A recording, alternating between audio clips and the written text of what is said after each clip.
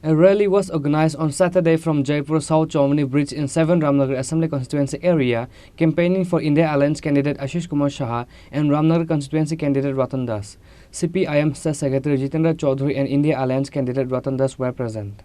After the India Alliance candidate names were announced in both the Lok Sabha seats and in by-poll election for Ramnagar Assembly constituency, several election campaign has been going on in the state. Similarly, a rally was organized on Saturday from Jaipur South Chowdhury Bridge in 7 Ramnagar Assembly constituency area, campaigning for India Alliance candidate Ashish Kumar Shah and Ramnagar constituency candidate Ratan Das. CPIM State Secretary Jitendra Chowdhury and India Alliance candidate Ratan Das were present. Speaking to the reporters, leader of Opposition Jitendra Chowdhury directly criticized the central government while campaigning for the election.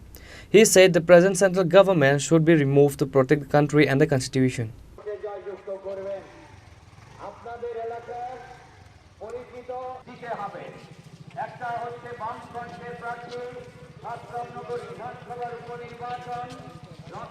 শুধু এই রামনগর বিধানসভা কেন্দ্রে না, সারা ত্রিপুরায় ছিল এবং মানুষ কত 10টা বছর যে অরাজকতা দেখেছে, দেশকে ধ্বংস করার যে লীলা দেখছে, এর থেকে দেশকে মুক্ত করার জন্য এবং নিজেদের অধিকারকে পুনঃস্থাপিত করার জন্য প্রতিজ্ঞাবদ্ধ।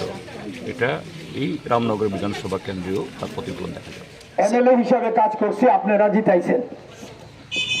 আমি কৃতজ্ঞ, যা কাজ করছি আপনাদের চোখের সামনে।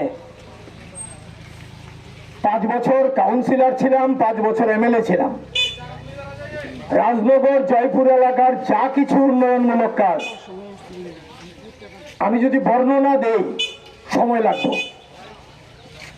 সংক্ষেপে যদি একটা কথা কই, গত 6 বছর ধরে আমরা সরকারে নাই, আমিও এমএলএ নাই বা কাউন্সিলর ছিলাম না, আমাদের কেউ না। একটা নতুন কাজ হয়েছে,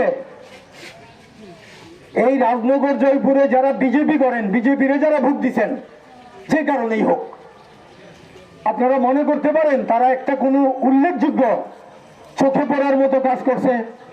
Likewise, 7 Ramnagar constituency India Alliance candidate Ratan Das requested the people to vote for him and make him victorious in this election. Reported by Pranav from Agartala, Chini, Khorang.